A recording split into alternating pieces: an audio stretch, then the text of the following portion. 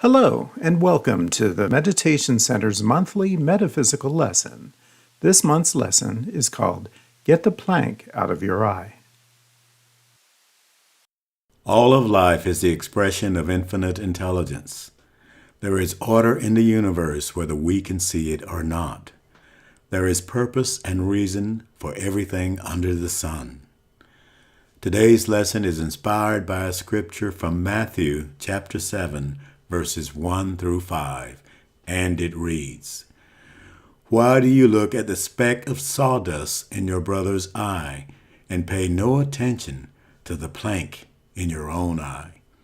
How can you say to your brother, 'Let me take the speck out of your eye,' when all the time there is a plank in your own eye? First take the plank out of your own eye, then you will see clearly how to remove the speck from your brother's eye." And so it is written. The plank that is referenced in the scripture is the plank of judgment. Judgment is a faculty of the mind, the mental act of comparison and contrast. Judgment, the great distractor. Look over there, but pay no attention to the one in the mirror. Life is short. Time is your greatest asset. Use it wisely to learn and grow as much as you can. Life here on Earth School is a wonderful opportunity to experience accelerated spiritual growth. We bear witness to so many levels of consciousness unfolding. When I was a kid, the grown-ups would say, "You can't judge a book by its cover. It's what's inside that counts." It took me a long time to understand what they meant. What we see in others is a direct reflection of something within us. When we judge others, it's an indicator of what we need to heal in ourselves. If we sat down and got to know people from different parts of the world, or even our own neighbors, we would see ourselves in them and they would see a bit of themselves in us. Everyone wants peace, happiness, and love. Everyone on this plane of existence is on a mission with very specific lessons that will propel their spiritual growth and awareness. My lessons are not your lessons. Your lessons are not mine. They are different for each individual. We don't always see the reason and the purpose in another person's life. That's why we should be working on ourselves, why we should stay in our own lane. Otherwise, we may cause an accident. Jesus scolded the disciples for suggesting that he not associate with people of lower status. They were concerned about his image in the community. He responded that his message is not just for the privileged few, but for everyone, as everyone is the child of the one source we call God. Sometimes we judge others based on our past experiences. We have triggers. That person looks like a bad guy. An unusual man showed up at the meditation center one day, and when I saw him come to the front door, I thought we might have a situation.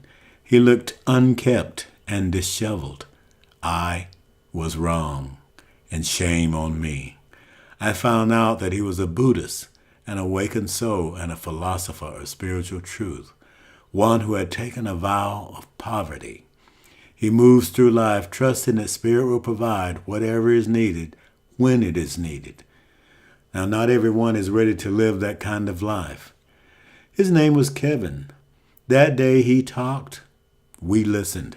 We all learned a valuable lesson. By sheer chance, I went to Jack the Dipper's ice cream shop and saw Kevin sitting outside. I bought him ice cream and gave him change from a 20, and he responded, "Buddha provides. Just show up." There are as many paths up the mountain as there are people. Everyone is experiencing exactly what they need for continued spiritual growth. Every soul on this plane of existence is learning from the physical experience, developing and unfolding spiritually. Never look down on another unless you are extending your hand to help them up. We did not get where we are today in consciousness in one lifetime. The journey is a long road with many twists and turns before we reach total self-enlightenment. The measure in which you judge others is the measure in which you will judge yourself. There is no man in the sky writing down everything you say and do, waiting to judge you.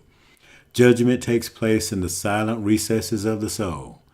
When we transition, when we graduate from this plane of existence, it is we that will judge ourselves as to how we have treated people, what we have learned, how much we have expanded our consciousness. Everything you have learned in this lifetime will merge into the soul, the Akashic records. It is the soul that will determine or decide the next step needed for your continued spiritual growth and development. When we are out of body, we gain clarity in the divine purpose of life. When we understand our life's experience, we're all pointing towards greater understanding of truth and self. The lessons that hurt us the most bring about the greatest growth. Some of our life's experiences cause us to look deep into ourselves to process and reconcile, to find peace with life on earth and its divine purpose. I don't stand in judgment of anyone, where they live, what they have, or what they don't have. I knew a lady who lived in Mount Olive, North Carolina. She struggled for the bare necessities of life, but it did not break her spirit. She was filled with joy and was a kind soul. Her laughter was contagious. When she laughed, everyone laughed with her. Everyone called her Cousin Mary. She radiated kindness and goodness. Now when I look at people, I see a spirit on a journey, learning and growing. Yes, you have free will. It is your birthright. You are free to live your life however you want, but know that there are consequences, not good or bad, but consequences equal to the vibration that you send out. Our life's experiences, choices, and decisions will all eventually lead us back to the spiritual path. The divine purpose of the soul is to continue to progress. Unlike the tortoise and the hare, it is not a race. Everyone here will get there in their own time. We are all changing, growing, evolving. The scripture lesson for today advises us against hypocrisy and judgment of others when we have our own flaws to address. If you aim to make peace at the core of someone with a plank in their eye, it implies helping someone achieve inner peace or clarity despite their significant personal issues and flaws. Some suggestions. Self-reflection. Ensure you are aware of and addressing your own issues before attempting to help others. This fosters empathy and authenticity. Non-judgment. Approach each person without judgment. Acknowledge that everyone has flaws and challenges. Active listening. Listen to their concerns and issues without interrupting or offering unsolicited advice. Empathy and understanding. Show empathy and try to understand their perspective. Sometimes just being heard can be incredibly healing.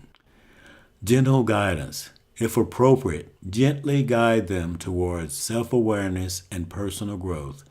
This involves asking thoughtful questions rather than giving direct advice. Encouragement.